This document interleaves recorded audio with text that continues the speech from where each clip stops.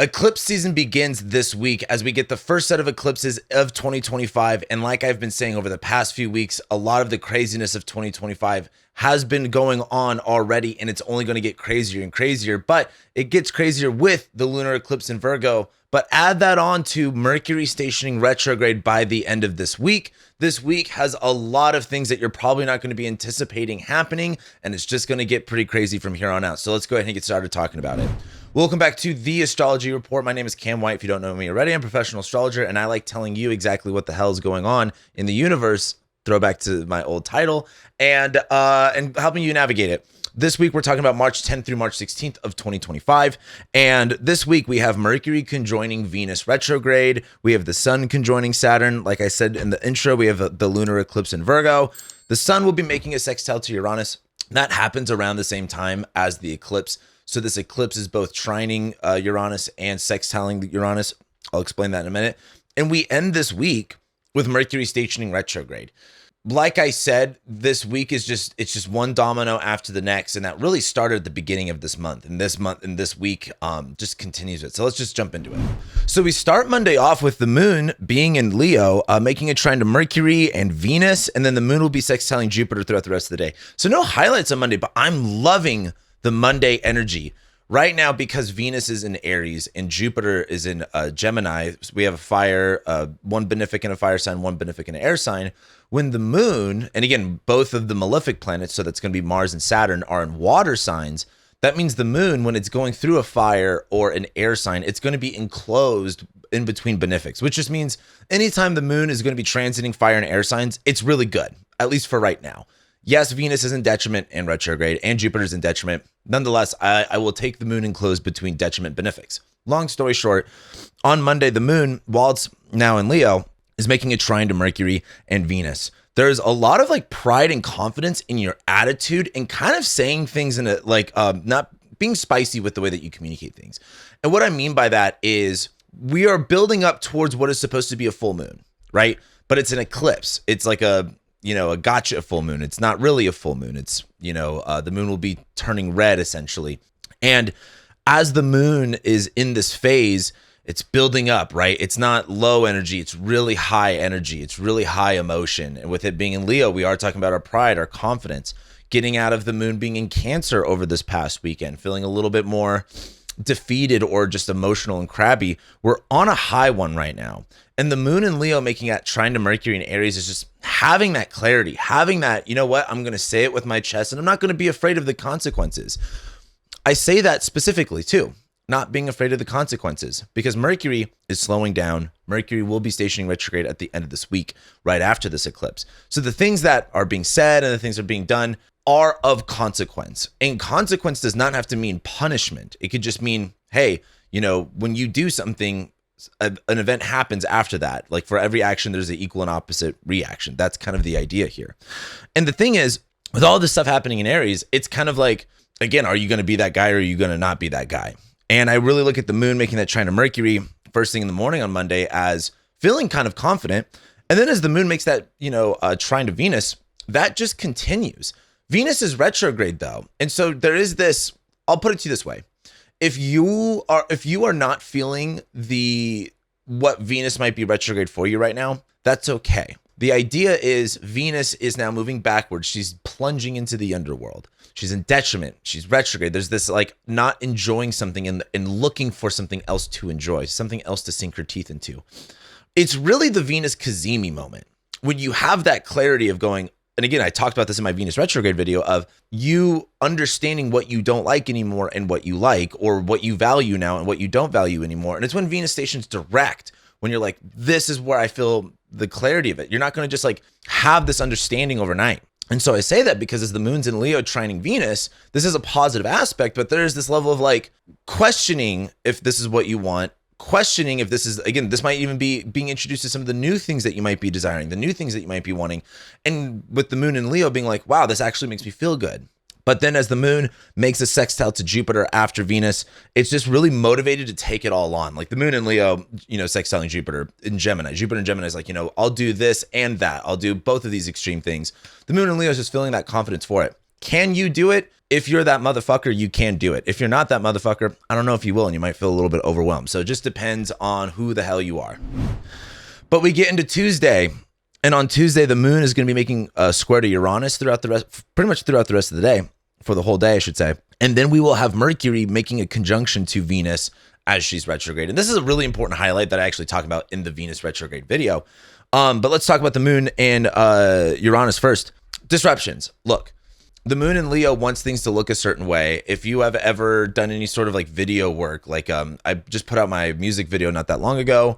And that was a big recording day. We got that all done pretty much. It was actually maybe like 3 days of shooting, but we did all of that. And when you make all these plans and you want things to go a certain way, you're going to have disruptions, and it's going to throw off your groove. And the biggest thing is, are you adaptable? Can you go with the flow? And the moon being in Leo, it's a fixed sign. Uranus is a fixed sign, or I should say Taurus is a fixed sign. And that's where Uranus is at right now. So there is this like, the parts of your life or the parts of your chart that you don't want to be disrupted, that you don't want to have significant change in, will. So I think the important thing is not letting these disruptions get the best of you. You will have a disruption though on Tuesday. And why I'm emphasizing this too is we're minutes away from the full moon. I should really say we are minutes away from the lunar eclipse in Virgo. There is, when you're heightened emotion, these tiny things can like make or break your sanity in a lot of ways. So it's really important to understand is like, you're going to be heightened emotion. You're going to want things again. Like, for example, if you've ever been, if you ever got married before on a wedding day, I've DJ'd over 300 weddings. I get this. There's such heightened emotion that anything that goes wrong could feel like it's the end of the world. And that's what Tuesday looks like with the moon squaring Uranus. Like there's just this like disruption that could really get the best of you. And I think it's important to just not, and it's one of those things of like, you're going to have to be aware of it when it's happening, and you're going to have to be in control of yourself and just go, okay, that sucked. You know what, whatever, I can decide to change this right now, or I can let it ruin my day. But Mercury is going to conjoin Venus while she's retrograde. This is really interesting to me because Mercury is like holding up a microphone to things. When Mercury conjoins a planet, it's like a microphone being held up. Mercury, communication, ideas, thoughts, rationale, it is slowing down a little bit, right? Mercury is about to go retrograde this week, but as it conjoins Venus going retrograde, this is that moment of going, wow, I don't know if I like this anymore. I don't know if I want this anymore. I don't know. And it's one of those things where your awareness might finally catch up to your taste, if that makes sense. The note that I wrote down was clarity and info around one, what the Venus retrograde is. So like what you're reevaluating, when you no longer want to, what you want to get rid of, what are the things that you want and you desire, and where are you not receiving it, and where do you want to receive it? And again, number two, what Aries rules? I say what Aries rules in particular because yes, we have a Venus retrograde going on there, but we're about to have a Mercury retrograde going on in Aries. Neptune's about to enter Aries. Saturn's about to enter Aries. Whatever Aries rules in your chart is about to have a huge vibe shift that lasts for the next, really on a smaller scale, 3 years, but on a longer scale, 15 years. And so as Mercury conjoins Venus, there is this kind of like more insight, more information as to like what's going on here and what do you want out of it? I think Mercury conjoining Venus retrograde is just kind of like having that mental clarity. Like, you know what? I don't like that. Like I do this all the time. I'll have a restaurant that I want to like it, and I had a bad experience. I didn't like it. And I go, you know what? Let me try it again. And I don't have a good experience. I'm like, why did I do that? I don't fucking like this restaurant. Why am I going here? That's a way that I would relate to this. Then we get to Wednesday, and on Wednesday, the moon simply ingresses into Virgo. That's it. Now the moon ingressing into Virgo, the moon ingresses into Virgo, and then we also have the sun making a conjunction to Saturn as our highlight for the week, or as one of the highlights for the week. What I wanted to mention here though was, as the moon ingresses into Virgo, the moon's not making any aspects throughout the rest of the day on Wednesday. Because the moon is now in the zodiac sign in which it will be eclipsed, and it's in fucking Virgo of all those signs. The thing I wrote down was there's going to be this restless nervousness that you're going to be having. I think Wednesday is, if you are someone that struggles with anxiety and panic attacks and just overwhelmed, I think you're going to not have a good day on Wednesday. And that what I don't want to sit here and say is like, oh, you're just not going to have a good day. There's nothing you can do. You need to have and develop tools on how to take control of your emotions. And this is what's fun about astrology is I can tell you for a fact, I think you're going to be kind of restless and not feeling all of that good. Like I think you're going to feel maybe a little panicky on Wednesday. And you've got to develop tools that work for you. Like, for example, I'm a very angry person. And the two things that work for me is like, one, just fucking walking away. And just like, I allow myself to get angry, but I have to like work through something. Like I can't just like get over it in an instant. I have to like be mad about it. And then as I get mad about it, I get less and less mad about it. And so then I come back. So it's one of those things of like, I have a process to work through my anger, to work through, frustrations in my life, even anxiety or stuff like that.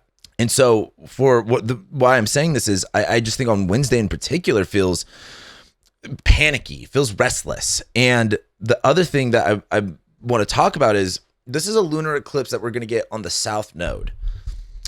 The South Node is about letting go and moving on from things and changing things and maybe even things coming back up from the past. And there's this, and again, it's what's funny about Virgo is about, it's a Mercury ruled zodiac sign, but it's really about organizing and creating inventory around the bales of wheat that we had over the season. Like ancestrally speaking, that's what Virgo comes from. It's like we have all this wheat and we have to be able to make bread, and essentially inventory is and Excel spreadsheets is where fucking language comes from for the most part. So when the inventory, if I've ever done inventory for a store and shit's not lining up, it's not good.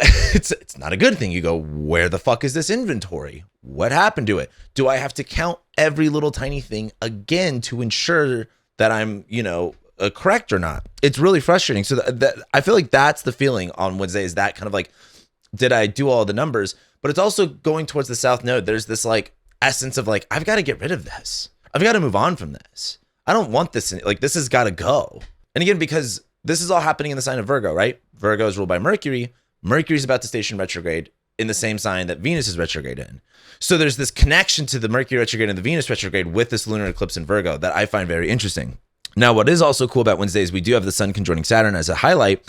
And the thing I wrote down is that there is a serious attitude about Wednesday. The sun conjoining Saturn, like the sun's in Pisces, right? Like typically it's kind of more soft and fun and not so harsh winter. But Saturn and it reminds me of kind of like when you have to be in deep silence or meditate or deep work, you don't want to be bothered. You can be in that Piscean flow state, but you also can't be bothered or interrupted.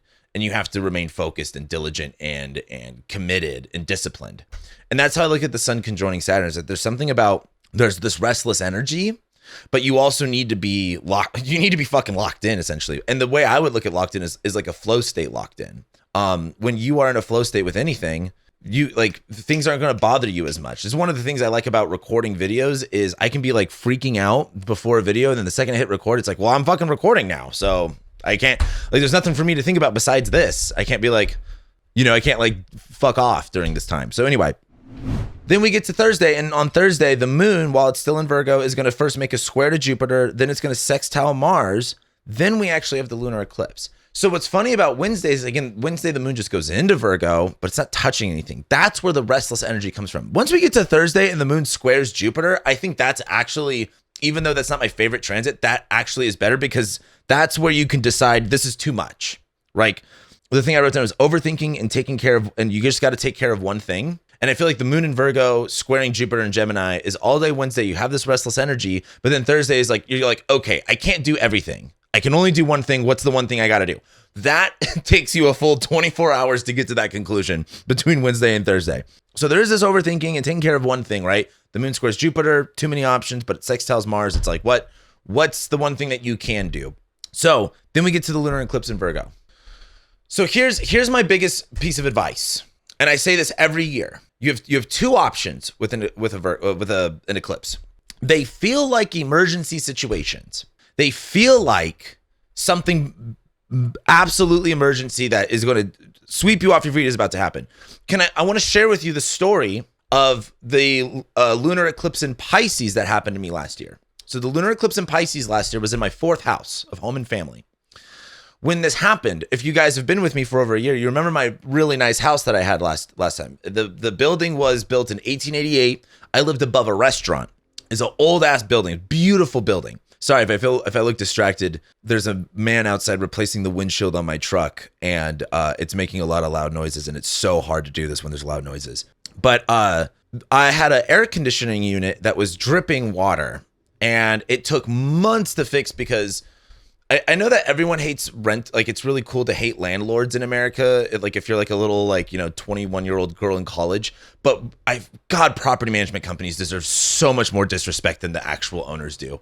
And so this property management company just kept fucking me over. And so we finally get it fixed. Well, then 3 weeks later, there's this bulge coming up in my wood floors. These are old wood floors. And long story short, we found out that the restaurant below me, like, they were having all this dripping water. They thought it was coming from me. We thought there was a pipe broken, but long story short, it was their pipe that was broken that was spitting out onto my floor. So and this is an old building with like an HOA. There's like the owner of the building, the owner of the unit, the property management. Like, there's so many, it's like all these like bureaucracies that are coming into play with this. And the owner, the property management company for the actual building said, we're probably going to have to move you out and completely redo the floors, because you can't just fix one part of the floor. You have to fix all of the floor. You can't just sand one part of the floor and restain it. We got to do the whole thing. This is on an Eclipse in my fourth house of home and family. So they're going, hey, you're probably going to have to pack up all of your shit and move probably for about 2 months, maybe 3 months as we fix this floor. And I'm going like, are you fucking kidding me? Like, where am I going to put all my shit? Like, are you going to pay for it? Who's paying for it? Who's moving my stuff? Where am I going to go? Like, and then am I going for 2 to 3 months? Am I getting back pay? Because like, I run my own business. This is really going to fuck over my own business. Like, what do I do in the meantime? So, I mean, this just absolutely went crazy. And I started looking at places. I started like trying to make a plan, and I went and I knew I shouldn't have done this because it was Eclipse. And long story short, none of it happened. None of it happened. They were like, yeah, we'll just, do whatever. And, I ended up moving out anyway a couple months later. But I say this to say, like, an eclipse happening can literally just be like, oh my God, panic. And it may not be anything. So don't get me wrong. Like, maybe you just got to get through the panicky part and to calm down afterwards, because something might not happen. So that's the first thing. Okay. God, it is trying to do video work while there's fucking loud noises that are jarring outside it tests my patience every fucking time. So that's the first thing. Emergency situation. It's going to feel like you've got to do something. You've got to make a decision, and you probably don't have to. The second thing, all right, you have an opportunity to possibly upend and change your life. And I know that sounds hyperbolic. I know that sounds, I know that sounds crazy. But eclipses present you these opportunities. Hey, do you want to massively change something right now? Because eclipses are major endings and beginnings to things. And they happen with or without your consent. 9-ish years ago, when the North Node was in Virgo and the South Node was in Pisces, this was about April of 2016, I had taken one of the first personal development classes I did. I've told you guys, you may not be familiar with my story. I was working at the Hard Rock Cafe on the Strip. I was working at Lush, and I was working at Shoe Palace. I had 3 jobs. I lived in a terrible apartment complex that, like, the one time I came home from work at like 5 a.m, and there was like police yellow tape around, and the police almost didn't let me into my building because there was a murder there. And they were pretty much like, you're a white guy. Why are you living here? I'm like, I don't question that. I just live here. Please let me go home. I'm saying all that to say, at that moment, I took this personal development course. I decided to quit all my jobs because they weren't in alignment with my purpose. I felt like I had more. I had broken up with my girlfriend, I think like 2 or 3 days later after that. This is my like first apartment on my own that I just got 2 months before that. So I just got this apartment. I had 3 jobs. I quit all my jobs. I walked out on them, walked out on my girlfriend. And then my sister calls me and she goes, hey, I have a basement in Denver. We just, she just moved to Denver a couple months before that. And she's like, I've got this basement in Denver if you ever want to move up here. And I was like, funny thing, I just quit all my jobs. Like, what? That thing's holding me here. Let me go. And that was all during an eclipse in my 4th house. And I'm saying that because this is the eclipse axes in my 10th and my 4th house that was happening. That was the nodal reversal. So you can even think about that spring of 2016 time, because this is the nodal reversal of that. Why am I saying all this? I decided to take a gigantic leap of faith during that time. And that was one of the best decisions I've ever made in my life. And it was really fucking scary. Now, mind you, I was 19. I didn't have much to lose. If a lot of you can't do those kind of things. But I want you to take that story for what it means for yourself. So you've got 2 options, and that's panic about something that really isn't a big deal at the end of the day, or make some crazy changes. And here's the thing with eclipses, you may not get to decide which one is which. But that's what you have to be open-minded to. These are going to feel like extreme emergency situations, okay? And here's the thing. No matter how small or big it is, it's going to feel like an emergency situation. Your best bet is to just like accept that it's going to feel that way, but it may not be that way. And because when you panic and when you freak out and when you're going to make irrational decisions, and you should just kind of, I feel like, accept it, embrace it, and not let it get to the best of you. You know what I mean? Like, there are people, I learned this from my dad. My dad would panic about like everything. And there's just like the big things that happen in my life, like it's so many small things in my life I get all upset and freaked out about. The big things I'm like, not a big deal. And just for me, what is there to worry about? What is there to freak out about realistically? But I'm going off on the story, okay? About my situation with eclipses like this is I'm not kidding. When I say 2025's got a lot of crazy things, like this is like, we're about to get into the eclipse. And also too, when you get to the next eclipse, quote unquote, the next eclipse, which is a new moon in Aries, which is a super partial eclipse that I don't even really know if I consider it an eclipse. I don't really know if I consider it an eclipse. I don't know. This might be the only one. So this has a lot of pent up energy into it.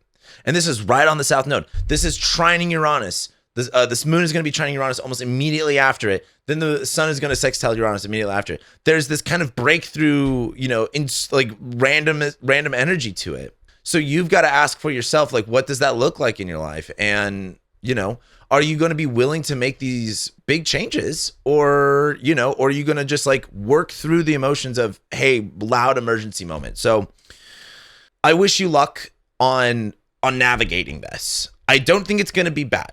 Okay. Everything happens for your highest good. Everything happens for a reason. And you've got to trust that. You know what I mean? You actually have to have faith. And I really mean that. Like, I'm not joking right now. Like, I asked on one of my on my YouTube posts, I asked about a Q&A because I want to do a Q&A video, and people keep asking me like my stuff with like Christianity and getting back in that. And not to rant on it, but it's like, dude, when I see this crazy stuff, like you're not putting your faith in crystals. I'm sorry. I'm not putting my faith in plants. I'm putting my faith in God. And I see this stuff and I think this is like, it's very real. I don't worry about it. So I just want to say that. So that's the eclipse in Virgo on Thursday.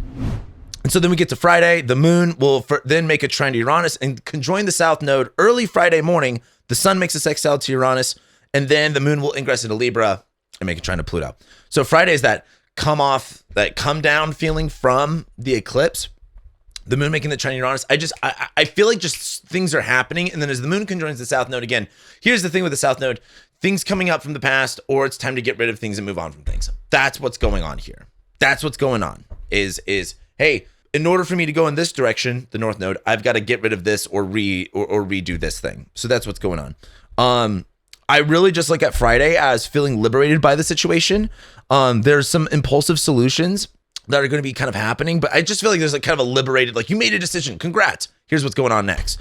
But as the moon goes into Libra, it's like, okay, we're now done with the panicky, nitpicking feeling of the moon in Virgo, and we can kind of like bring a little bit more balance to things and kind of just calm down. And I think the moon in Libra trining Pluto is like, you ever like make a big decision, then you call your friends about it and they like reaffirm your decision. That's what Friday reminds me of. And then we get to Saturday, and Saturday is when Mercury stations retrograde. And then that's our highlight. Mercury stations retrograde like first thing in the morning. It's like late Friday night into Saturday morning. So again, if you're out and about, that'll be kind of interesting. And throughout the day, the moon is going to go opposite Venus and Mercury and make a trine to Jupiter, which is also great. I actually kind of like Saturday, to be honest with you, even though it's Mercury retrograde. So isn't it interesting that we have a lunar eclipse in the sign of Virgo, ruled by Mercury, and then also Mercury goes retrograde? Delays, rethinking, miscommunications, change of plans, recalibrations. I look at this lunar eclipse with this Mercury retrograde, and it's like, I don't know. I feel like if you don't feel like, God, it's so loud out there. I don't even know if you could hear it in the microphone. But there's something about this week that's like, if you don't feel any energy building up, I think you're going to be in a very different place by the end of this week. I really do. I would put some money on it, to be honest with you. Again, you need to know what house Virgo rules in your chart, or I should just say the Virgo Pisces axis in your chart, and Aries. Virgo, Pisces, Aries, that's where all the changes are going. But as Mercury stations retrograde, look, this is going to involve a delay. This is going to involve a moving moving backwards things, rethinking a decision that you've already made. I So I don't like. I'll have a Mercury retrograde video about this out here soon. Maybe even like when you guys are watching this, maybe tomorrow or the next day. I don't remember. But then we have the moon in Libra making an opposition to Venus and Mercury and trining Jupiter. So like I said, when the moon is in air and fire signs, it's going to be in between the benefics. I like Saturday. The moon in Libra opposite Venus and Aries is very, again, I like the word spicy. It's very flirtatious and charming. There's a movie I'm thinking of with like a couple that's like a little too, the movie kind of gives off this couple's like a swinger vibe. I can't remember what it is. It's like funny. It's like humorous. But that's kind of the vibe, like something charming and bad but baddie kind of energy is the way I would look at it. And the moon's going to be going opposite Mercury, also retrograde. And I also look at this as navigating relationships. And what I mean by that is the moon's in Libra, right? And it's being opposed to the way that we're communicating. And again, maybe you have to make a decision that no one's going to understand or agree with. And you have to communicate that. And that's probably going to be hard. I mean, it doesn't have to be hard. And then the moon trines Jupiter, though. I just feel like there's so many things that happen on Saturday that it's like, you have to make a decision. You have to go back on stuff, but it's all good things at the end of the day. Like, that's why I'm not that worried about this eclipse. I just think it's a kind of a wild roller coaster to get there eventually. And then we get to Sunday. And the moon now, okay, Sunday does not look fun. I think Sunday's the worst day because the moon is in Libra, just making a square to Mars in Cancer. It's arrogant and it's hurt feelings. There's something about Sunday about hurting feelings and no one's getting their way. And, there's just like a mismatch of energy and everyone's crabby. That's the feeling on Sunday. So Sunday, I don't know if I really care for Sunday, but this rest of the week, even though, yes, it is eclipse season. Yes, Mercury's retrograde. I don't know. There's something magical about it. So that's my rubber stamp of this week. Next week, the sun conjoins the North Node. Whoa. The sun conjoins the Neptune. Whoa. Sun goes into Aries. Great. Venus will sextile Pluto, and we get the Venus Cazimi next week.